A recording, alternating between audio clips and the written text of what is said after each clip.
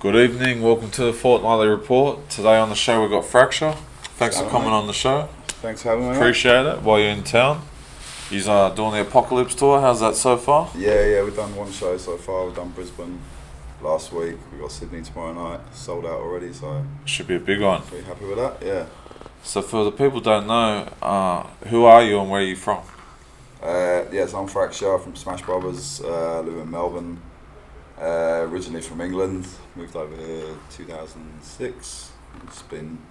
It was originally in a crew called Nine High back in England with Scotty Hines and Byron, stayed in Melbourne, started a crew called Smash Brothers with Scotty Hines, Dime and Murky. So you started rapping in England. Yeah. And what was the scene like when you started rapping over there? It was very much like, I suppose, like the traditional Australian hip hop scene, kind of the boom bap beats and. So what year would this been? That would have been like late 90s. Late 90s? Yeah, so like 99 sort of thing. So when I first started getting interested in it, really. Before the MySpaces and the Facebooks? Yeah, way before that, man, when it was just, magazines and, So if you wanted to go to a gig or something back in the day, how would you find out, for the local scene? You just find out through magazines. And did England have its And things like that. And you just do the grapevine, you know what I mean? Like, you'd find out about, so people would have mailing lists, you know what I mean? They'd post stuff out and things like that. And it was the start of the internet. The internet was starting around then, but there was no forums and that. And what were the influences? Were you influenced by local artists or were you it was. I was into rap, like Mobb Deep and CNN, stuff like that. Yeah. But it was like when I heard English artists like Skinny Man and stuff like that. That was when it really hit home for me. That it was like there was something local happening. You know what I mean? And when I first heard people, in an English accent rapping, that was when I was like, yeah, this is what I want to get into. When you came to Australia, do you feel like the English scene was way ahead of Australia, or what was your thoughts on that? Was it developed? I felt like the industry in Australia was more developed, to be honest, when I first came. That was probably because I managed to come in at a good time with some good people, but I think I felt like the music was always very different, you know what I mean? And I've always seen Australia as a very close cousin of England, you know what I mean? And they follow similar trends, you know what I mean?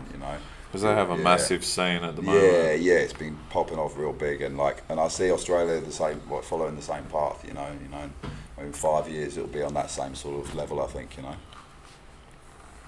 So how do you think it's changed? Obviously technology, but how do you think it's changed from when you started to today? Is there any major notices? Yeah, well, hugely. You remember as well from back in the day. You used to have to make a name for yourself at events and meet people in real life. Yeah. Now you can kind of create almost a persona online. You don't even have to leave your bedroom. You just do Instagram live and put your tracks on SoundCloud. Before, you had to go out into clubs, you had to go up on open mics, and you had to put yourself out there. 100%. And if you're whack, people will tell you, you know what I mean? And you had to prove yourself, and it's a very different pathway now, you know what I mean? Do you feel the shows were a bit more crazier, as in fights? Yeah, of course. Stuff like that? Alcohol related incidents? Definitely. You get little pockets of it now, but it was a whole different. Everyone's got cameras these days. You can't really bottle some cunt like you used to. We've all seen some crazy stuff pop off, and back in the day it was a lot more.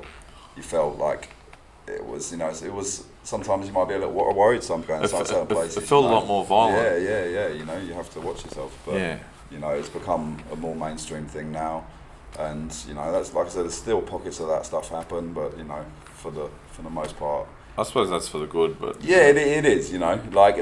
There's an exciting part of it. When you're younger, and it's kind of that kind of. That vibe, energy in the air. But it isn't a good thing. You know what I mean? As much as when you're younger, it might be a little bit exciting. It's not a good thing, and it does cause dramas for the eyes. It causes dramas for everyone. Everyone loses money. 100%. Like it set Australian hip hop back. That's by losing venues and stuff like that. So we've been very lucky, but at the same time we fucked ourselves. So yes, yeah. It's good. I think a lot of it is to do with how intertwined hip hop in Australia is the graffiti scene as well. That had a big. That was definitely like, you know, I'm sure in Sydney. I don't know. I wasn't around Sydney, but I'm sure a million the same, percent. you know? The graffiti artists were the ones that were probably carrying the blades. Yeah. And fucking, you know what I mean? Yeah. So doing the crimes and doing. So it wasn't really artists so much, you know. I'd find, you know. That's basically what the scene was back in the day. It was graffiti side, and then just like the average hip hop fan at the rap shows. Yeah. And then like crews from other graffiti shit would have beef with each other. There'd always be a punch on or something going on at the end of the show. But everyone else was there just to see the music, and they usually generally got through it. There might be a few cunts that might have copped it that didn't deserve it, but that's how it was over here in 2000, early 2000s and stuff like that. But but today it's like changed. You don't really ever. There's still that stuff happens, but the whole it happens away. Because the music's become so mainstream, it's brought in a whole different group of people. Yeah. You know? So you don't have that.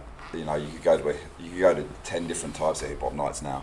Where it used to be, there was like one hip hop night where everyone would go to, and it would be all different crews, and everyone would, you know. Yeah, that's some crazy shit. We've got some questions from the fans. Okay. So, Jake McPherson wants to know, where did you get the name Fraksha? I don't remember at all. It was just one of those silly names. You know, it sounded cool as a teenager or something. You know, it's a pretty whack name, to be honest. Samaya Diaz said, "What is both of your favourite songs on any of your albums, or what's your favourite song from any of your albums?" I reckon Out Here, the song I did with Diamond Scotty last year, the kind of tribute to Murky that we did. Josh Seymour said, "Any crazy stories from after a show or anything?" Oh man, so many that I'm not really going to throw anyone into the bus. You know what I mean? Well, we can use fake names. What's some of this? What's the like? Who's that? What was that photo I showed you a minute ago? Oh yeah. I won't say his name from Perth. Yeah. But he says. Bit of shenanigans. Yeah. I'll leave it. Fucking Pat Butler said, "Fraksha, in my opinion, you're a pioneer of the Oz grime, or at least got it off its footing. My question is, would you ever see yourself hitting up different styles of music, example drill, 90s beats, that sort of thing? Reckon you would kill it? Cheers." I've done loads of 90s stuff in the past, you know, back in the day. With drill, I don't think you'd see me hit up a drill tune. If a drill artist asked me to jump on that tune with them, then maybe, if it was the right thing. But I'm not, probably, you know, it's kind of like the hot thing at the moment, and it would be a bit of a bandwagon thing for me to just jump on a drill tune. Wouldn't feel right. Like, it wouldn't feel right, you know what I mean? Like, I love drill, like, I do love some of it. Like, what I love about it is the different flows, you know, as an MC. Yeah. That's my favourite thing, hearing different flows, and some of the individual flows that you hear some of those guys doing is really cool. 100%. Nick Flippo said, "Shout outs for holding down the Yarraville pub." He's spying on me. Is that a local or something? Yeah, it might be, yeah. Ethan Molly says, "What was the hardest time of your life?" I don't know, like a lot of us, relationship, man, probably, you know, relationship breakdown I had a number of years ago. Murky passing a couple of years ago was a real hard time. You know, the same sort of shit that we all go through, you know, deaths, breakups, that sort of thing. Common theme in life. Yeah. Just got to go through shit sometimes. Man. Daniel Holmes said, "Fraksha is a don in this game, enough respect for him. My question is, how do you feel this music scene will be in another 5 years? And would you like to still would you like to see still doing who would you like to see still doing their thing after them many years?" I reckon it's gonna get real big, man. Like, you know, you can see the way it's going. You know, you see what's happened to England. You know, people are starting to realise that America's not the only place that's got. Yeah, it's got more international recognition. You know, and there's more to everything. You know, for a lot of times, you know, Americans used to be like, "Oh, England, you know, it's just tea and crumpets and the Queen." And, you know, the same with Australia. You know, even worse for Australia. You know, you get the same sort of cliche bullshit. You know, people are starting to see that there's real stuff and there's good stuff out there. And there's talented people everywhere. And I think it's gonna get real big, man. 100%. I think it's just at that speech it was just about to blow. And he said, "Who would you like to still see doing their thing after them many years?" I want to see LGs, man. I want to see them take it to a next level, because I think them two combined, man, they're pretty levels. And man. they've definitely got many years of Yeah, for sure, man. Anthony Verdusi said, "Who is your favourite Oz rapper in the scene?" Oz rapper in the scene, probably either Dime or Alex Jones. It's got to be really. They're both heavyweights in my opinion. Yeah, like Alex Jones, what we're talking about just now, is just on a different level to most people. So you can hear his influence in a lot of people coming through. Yeah, very lyrical. Yeah, and Dime, is obviously my brother, and it blows me away. His stuff, man. Just wish he did more. Yeah. So Riley Clark said, "If 2 + 3 = 5, how much rack you done?" I don't even know what that means. 2. What does that even mean, Riley? Riley, you have to clarify your question. Yeah. Chris Graham said, "Can Fraksha stop sleeping with my mum? It's kind of awkward, especially when my dad's home." Been sneaking around? Oh, man. Something you just no comment? No comment on that one, mate. Robbie Schumann said, "What are the plans for the future? Any collabs that you'd personally be keen to do?" Probably not really much collaborations really. Like I started this year saying I'm going to really slow it down with music, and I'm not really going to do any collaborations with anyone that I'm not really in a rush friends with, or cool with. I've done a lot over the years. I've spread myself far and wide, and I just want to take a bit more time to myself. You know what I mean? Maybe help some other artists. You know what I mean? Yeah. Rather than actually rapping myself. So yeah. I've got a couple of things here and there. I'll never stop, but definitely going to be slowing down a little bit. Moogs Hasty said, "Big up Frax for holding the scene down for Oz Grime since day one. When will you be hosting another event like Fully Gassed?" Well, we might have something happening in September, so keep your eyes out for that. Tyson Java said, "Could you pick your top 5 Aussie grime artists?" Right. I won't include anyone from Smash Brothers. I'll say Alex Jones, Wombat, Hazard, Shadow, Nerve. Deacon Moore said, "How did you meet Flea?" I met Flea through, there was a couple of people at the same time. Gecko from Craig Cartel, he hit me up and was like, I've got this kid recording in the studio, he's doing some grime stuff, you check him out, send me a couple of tunes. And at the same time, another friend of mine said, he'd heard this kid just rapping at kick-ons and stuff, just freestyling. So how old would he have been at the time? He would have been probably... in his teens? Yeah, 17 maybe? Yeah. Yeah, 18 maybe? It's crazy. Maybe, yeah. And then, he sent me a couple of tunes, I was like, it was cool, it was real raw, his accent was a bit more Aussie even back then as well. Yeah. And then we invited him to come down to radio, and we just started chilling with him, and he just proved himself straight away, Yeah. We came in radio and just went hard, man, and just been rolling with him ever since, man. It's my brother. Cody Lyons said, "Is there anyone else in the rap scene that you haven't worked with before that you'd like to do a track with?"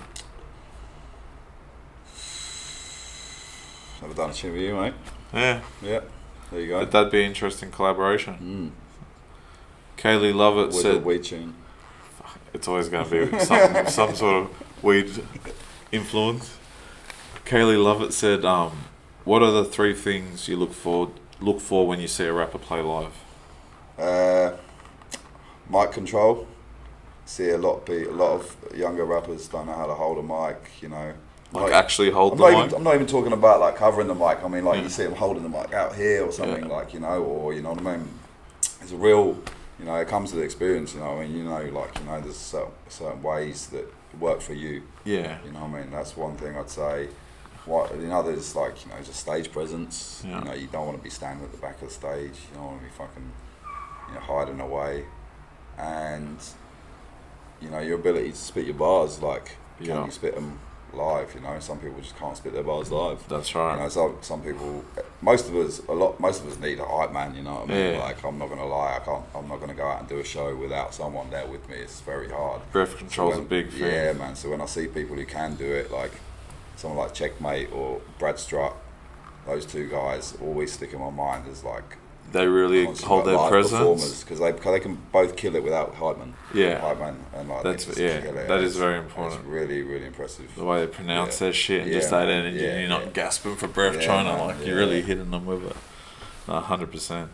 And that's the thing these days. A lot more rappers are just rapping over their I don't like that rapping over your vocal tune. No, I'd rather go down struggling than you know what I mean. Like, but yeah, it's a bit of a karaoke thing. Like, you know, like if you should be able, you know, you can do the tunes, so just do it.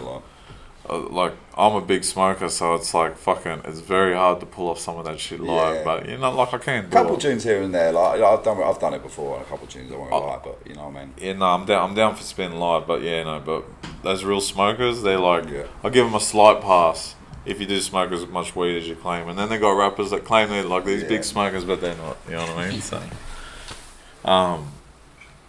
Curtis Thun said, "Where does Fraksha get his inspiration from?" Depends what I'm writing about, you know what I mean? Like, you know, there's loads of shit going on in the world, mate. You can't you can't say you ever could have writer's block in a way. There's so much stuff going on in the world. Like, 100%. You can write about anything, you know. That's right. But you know, when it comes to with grime, you know, a lot of it's, you know, it's very competitive. You know, it's about just being the best and, you know, trying to prove yourself. And, bars. Yeah, bars and like, you know, I just get inspiration from you know, I'm a grime fanatic, you know, so I take it all in from everywhere, you know. Well, that goes on to our next question where Tom Morrow said, who is your favourite UK grime artist at the moment? At the moment? Must change. Yeah, it's hard to say at the moment. There's no one really killing it at the moment that stands out for me. There's a guy called Ten Dixon. Who's ruffling a few feathers. Yeah, go check him out. He's really good. Yeah, I like him a lot, man. He's pissing a few people off, and that's what I like. Check out Ten Dixon. Yeah. Fucking Tim Ingram said, "What do you think of the 1-4 boys?" Yeah, I think that what they're doing is fucking mad for Australia. Like, they're fucking going crazy, eh? Like, you know, when I first heard them, I was a bit like weird because, you know, I'm English and it was like a very UK influenced thing. Yeah. Then I was like, you know what, you're doing grime in Australia with Australians, you know, don't be a dickhead. Like, so, like the energy behind it's crazy, you know what I mean? Yeah. You know, it's mad primal shit, man. Like, I just hope it doesn't overflow and kick off into some bigger issues, you know what I mean? Because, you know, well, I think it already has. You know, we've seen what happened in England, you know, with police locking down shows, and, you know, I think that's probably on its way here, if not already happened, you know what I mean? Yeah, so hopefully they can find a way around that, you know what I mean? Yeah, people, like, you know, shit's going to go down the end of the day, but hopefully everyone can try and get their money and fucking stay out of trouble, but, you know. He also wants to know, what's your thoughts about the graffiti movement? I love graph, man. Like, yeah, I was never any good at it. I tried it for a long time and then started rapping, but I love it. I've got a lot of friends involved in it, and my favourite shit's just straight vandalism, just big chrome throw-ups, man. That's my favourite stuff, like London style, like. Yeah. Not into like colourful murals and stuff, just big throw-ups. Just havoc. Yeah. Brett Russell said, Fraksha, the track future is sick. Why didn't you do more tracks with Brad Strutt? And if so, what are they? Even doing one with Brad Strutt was dope, man. What year would that have been? That was like 2012. Yeah. Like, you know, he's an elusive character, Brad. Like, yeah.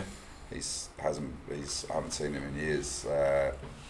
And he was obviously living in London for a long time, so yeah, if I could have done more tunes with him, definitely would have. I know I have heard rumours that he has got some music on the way, so yeah, fingers crossed that happens because he's a mad talent. Yeah, he was when I first discovered Aussie rap. Yeah.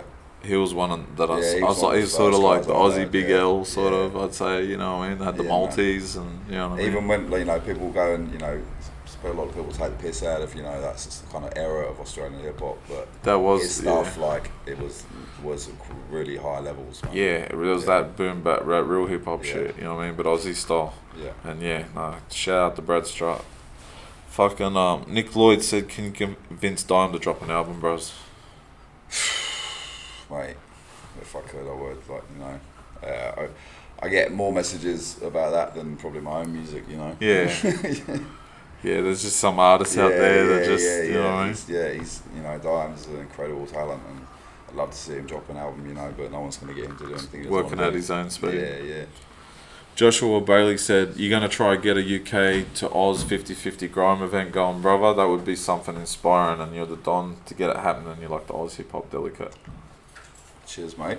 Well, look out if you're in Melbourne in September, because there might be a big event with some UK MCs and some Australian MCs. That's mad.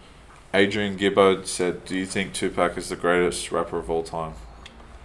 I personally don't, but I can understand why some people do.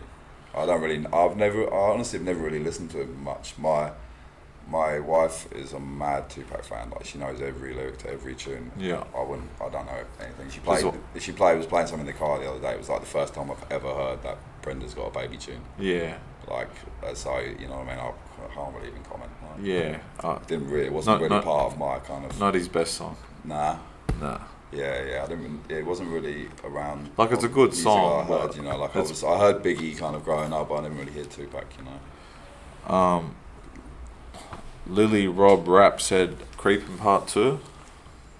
I reckon we should do one time. I reckon maybe on the 10-year anniversary. And when's that coming up? That'll be 2023. A little while still. So one to look forward to. So we've got a few questions. That's all the questions from the fans. I just got a few questions to wrap this up. So, where you from? What's your favourite spot in the area to eat?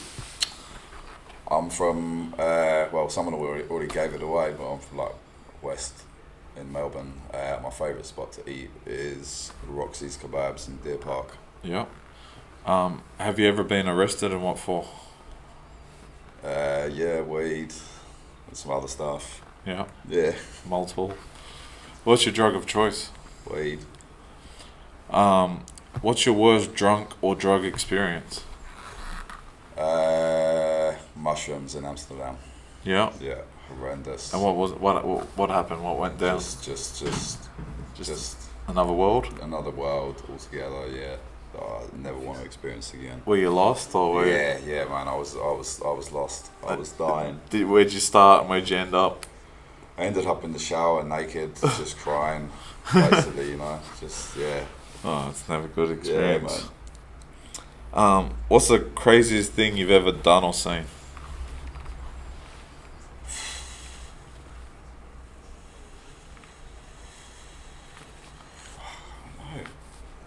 Off the top of the head. Mate, I can't even think. What's had the most impact? Something you'll never forget. I saw a dude jump in front of a train once. That's pretty crazy. Yeah. That's the first thing that springs to mind. Your favourite Aussie icon? I